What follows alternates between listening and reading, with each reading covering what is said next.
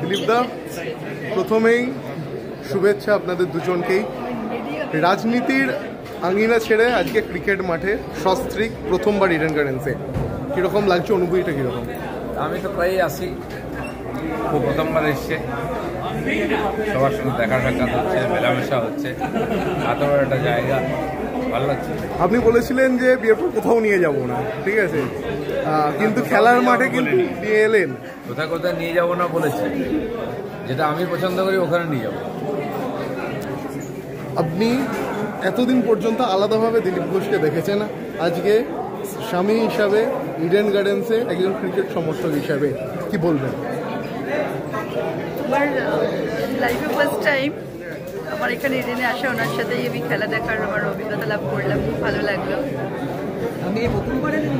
হ্যাঁ হ্যাঁ, আমার লাইফে মুভি দেখা, কোনো রকম পার্সোনাল এন্টারটেনমেন্ট ছিল না, তো সবই হলো সময়ের সাথে সাথে ভালোভাবে হলো। তাহলে দিলীপ দা, এবার যে বিভিন্ন জায়গায়, শুধু ইডেন গার্ডেন্স নয়, আরও যে যে জায়গাগুলো আপনি যাবেন, সস্ত্রী কি নিয়ে যাবেন দিলীপ দা? এরপর শুধু ইডেন গার্ডেন্স না, এরপর বিভিন্ন যে পাবলিক গ্যাদারিং বা বিভিন্ন জায়গায় সস্ত্রীক একসঙ্গে। দক্ষিণেশ্বর যাবো, তারপরে হয়তো কোথাও বেড়াতেও যাবো। কোথায় বেড়াতে যাবার কোথায় প্ল্যান রয়েছে দেখা যাক, এখন তো রাজনৈতিক আন্দোলন ইত্যাদি নিয়ে ব্যস্ততাও রয়েছে, তার মধ্যে একবার যেটাও 2-4 দিনের জন্য। ধন্যবাদ। এটাই ছন্দ, দিলীপ ঘোষ এই মাঠে খেলাও করে, মাঠে আন্দোলনও করে, দুটোই করে। যেখানে না না, যেদিন মুর্শিদাবাদ আন্দোলন দিলীপ ঘোষই ওখানে রাত্রে 10টা পর্যন্ত দুলিয়ানে ছিল, কোনো নেতা ছিল না, কেউ ছিল না। 11 তারিখ আমি মালদা থেকে ফিরছিলাম, পুলিশ আমাকে আটকায়, আমি 9:15 বেরোই ওখান থেকে, মুর্শিদাবাদ থেকে, যখন আগুন জ্বলছে দুলিয়ানে 11 তারিখ রাত 1:30টার সময় এসে আমি কল্যাণী পৌঁছে ওখানে রাত্রে ছিলাম, আর কেউ যায়নি, তারপরে বাকিরা গেছে।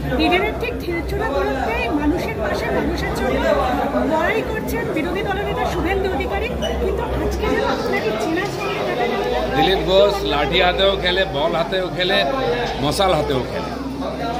দিলীপ ঘোষের জীবনটা খালি মাঠ নয়, আনন্দও করে, আর 40 বছর ধরে করছে। যেন আমি মাঠে ফুটবলও খেলবো, ক্রিকেটও খেলবো। আন্দোলনের যখন দিলীপ ঘোষ একা লড়েছিল, কে ছিল? বিজেপিতে দিলীপ ঘোষই ছিল, লড়াইটা শিখিয়েছে দিলীপ ঘোষ। দিলীপ ঘোষ জিততে শিখেছে বিজেপিকে, বিজেপি কোনোদিন জেতেনি। তার জেতার পরে অনেক লোক এসেছে, জেতার আগে কেউ আসে।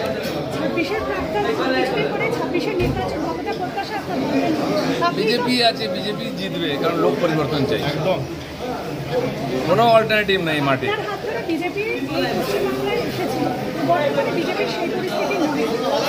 বিজেপি প্রধান বিরোধী দল, তো বাকি সব বিরোধীদের খেয়ে ফেলেছি আমরা।